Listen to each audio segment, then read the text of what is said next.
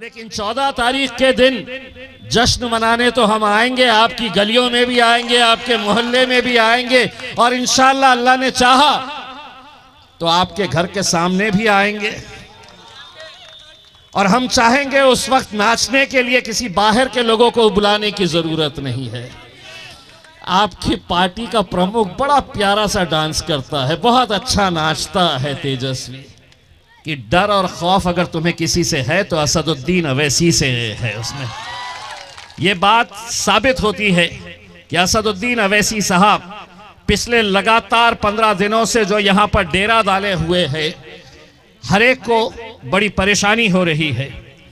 हमने आपके सरवर आलम साहब के जो मुखालिफिन है, उन्होंने मेरे बारे में ये कहा कि इम्तियाज जलील साहब आए हुए हैं, वो खुद इलेक्शन हारे हैं और यहाँ पर आकर वो हमें बता रहे हैं। मैं मास्टर साहब आपको ये बताना चाहता हूँ, किसी गैरों के अंदर अल्हम्दुलिल्लाह इतनी हिम्मत नहीं थी हमें हराने की। अगर हमें हराया है किसी ने तो हमारे कौम के दल्लालों ने हराया है। के अंदर इतना हुनर है। अगर बच्चों का इलेक्शन होता तो मजलिस इसको खासदारकी का सांसद का टिकट दे देती है अभी उसमें और खड़े करवा देती है। सरवर भाई, मुझे तो ऐसा लग रहा है कि 15-20 सालों के अंदर बड़ा मुकाबला आने वाला है। ये ऐसे बच्चे अगर तैयार हो गए तो आने वाले वक्त के अंदर हमारे पास बहुत अच्छी एक फसल तैयार हो रही है। और इसीलिए मैंने कहा कि मेरे बोलने से अच्छा ये है, इसने साफ कर दिया है। इतनी प्यारी नज़म के अंदर उसने सिर्फ एक ही बात कही है कि बिहार के अंदर मजलिस का झंडा लहराना है करके उसने। और यही बात करने के लिए असदुद्दीन अवैसी साहब हो या हम जैसे उनके सिपाही हो, आज सीमांचल के अलग अलग इलाकों के अंदर जाकर यही बात आप लोगों के जहनों में डालने की बात कर रहे हैं कि हमें अपने इस इलाके के अंदर पतंग को उड़ाना है, मजलिस को कामयाब करना है, सरवर आलम साहब को कामयाब करना है। मेरे नौजवान साथियों, मैं यहाँ पर असद साहब के बोलने के बाद हमने बोलना ये बड़ी गुस्ताखी है, लेकिन चूंकि असद साहब को और प्रोग्राम में जाना था, इस वजह से उनकी इजाज़त से उनके बाद मैं बोलने की ये गुस्ताखी कर रहा हूँ।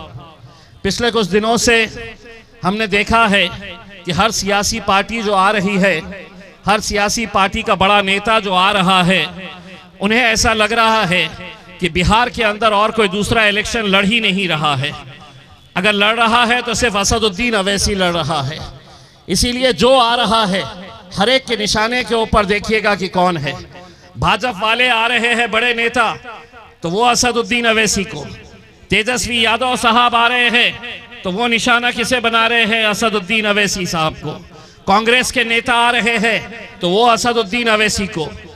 और ख़ास तौर से कांग्रेस के कुछ मुस्लिम लीडर्स आ रहे हैं तो वो भी अवैसी को। मानो ऐसा है कि कोई लड़ ही नहीं रहा है, जो आ रहा है ये इस बात की गारंटी है कि डर और खौफ अगर तुम्हें किसी से है तो असदुद्दीन अवैसी से है। उसमें यह बात साबित होती है कि असदुद्दीन अवैसी साहब पिछले लगातार 15 दिनों से जो यहाँ पर डेरा डाले हुए हैं, हर एक को बड़ी परेशानी हो रही है।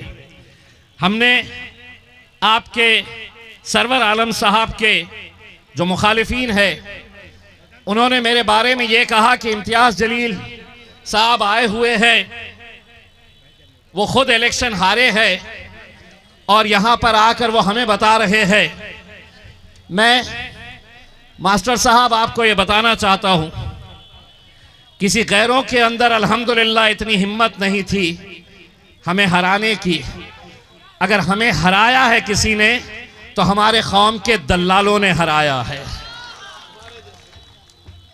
अब किसके जैसे है मैं बोल नहीं सकता हूं, लेकिन ऐसे ही लोग हैं जिन्होंने इस मुल्क से मुसलमानों की क़यादत को ख़त्म की है। आज मजलिस क्या 200 सीटें लड़ रही है, क्या 100 सीटें लड़ रही है, या 50 सीटें लड़ रही है, लेकिन सारे के सारे सीमांचल में आकर जो डेरा डाले हुए हैं उनका मकसद सिर्फ यही है कि किसी न किसी तरीके से असदुद्दीन अवैसी साहब को यहाँ पर रोका जाए, असदुद्दीन अवैसी साहब को यहाँ पर जीतने नहीं दिया जाए, क्योंकि उन्हें भी मालूम है और हमें भी मालूम है कि अगर इस बार सीमांचल की और बिहार की आवाम असदुद्दीन अवैसी साहब के साथ पूरे ताकत के साथ खड़े रह जाएगी, ज्यादा से ज्यादा उम्मीदवार उन्हें जिता कर देगी, तो 2029 के अंदर 4 साल के बाद जब इलेक्शन होंगे पूरे हिंदुस्तान के, तो सबसे ज्यादा सीटें मजलिस की अगर कहीं से आएगी तो वो इस बिहार से आएगी इंशाअल्लाह। यही डर और यही खौफ उन्हें सता रहा है, इसीलिए ये तमाम हथकंडे अपनाए जा रहे हैं। आज हम असफी साहब के फर्जंद उनके साथ एक सभा में गए, मंडप लगा हुआ, बादशाह भाई ने कहा कि वहां पर जाना है, लेकिन वहां जाने के बाद पता चला कि पुलिस में लिखित तौर से मास्टर साहब के कुछ लोग गए और उन्होंने कहा कि हम यहां पर इन्हें इम्तियाज जलील की सभा को इजाजत नहीं देना चाहिए करके। नरेंद्र मोदी अगर पूरे बिहार में घूम सकता है, अमित शाह अगर घूम सकता है, राहुल गांधी अगर घूम सकता है, तो बिहार मेरा है, मैं भी कहीं पर भी घूम सकता हूं, बोल सकता हूं। लेकिन ये जो हथकंडे अपनाए जा रहे हैं, कहीं ना कहीं बौखलाहट का शिकार है, कहीं ना कहीं खौफ सता रहा है।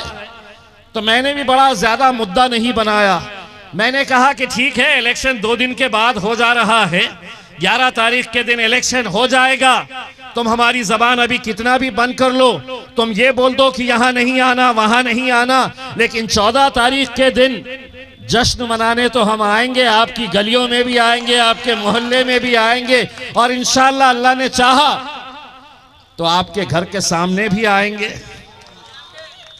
और हम चाहेंगे उस वक्त नाचने के लिए किसी बाहर के लोगों को बुलाने की जरूरत नहीं है। आपकी पार्टी का प्रमुख बड़ा प्यारा सा डांस करता है, बहुत अच्छा नाचता है तेजस्वी, उसी को बुलाएंगे हमारी महफिलों के अंदर और कहेंगे कि बहुत हो गया, इतने सालों तक जनता को बेवकूफ बनाते रहे, अब हम आए हैं, अब हम घोड़ी चढ़ने वाले हैं, आओ और हमारी घोड़ी के सामने थोड़े ठुमके लगा दो, देखा जाएगा करके। उसमें मेरे भाई सरवर आलम साहब को जिताना आप लोगों की जिम्मेदारी है, और क्यों है यह असदुद्दीन अवैसी साहब ने अच्छी तरीके से आपको बताकर गए हैं। यही वजह है कि आज हम अपनी माओ, बहनों, बुजुर्गों और नौजवान साथियों से यही अपील कर रहे हैं कि 11 तारीख के दिन आप लोग 5 नंबर के बटन पर पतंग की निशानी, सरवर आलम साहब हमारे उम्मीदवार है, 11 तारीख के दिन आप लोग जाइए, वोट दीजिए, और इंशाल्लाह हमें भी मौका दीजिएगा कि 14 तारीख के दिन हम अपने अपने घर चले जाएंगे। इंशाल्लाह आप लोगों की दुआएं, आप लोगों का साथ रहा तो ये जश्न 14 तारीख का सिर्फ बिहार नहीं मनाएगा, इंशाल्लाह पूरा हिंदुस्तान मनाएगा, और हिंदुस्तान के बाहर भी जो लोग हैं इंशाल्लाह वो जश्न मनाएंगे। यही उम्मीद, यही दुआ करते हैं। बहुत बहुत शुक्रिया। वाखिर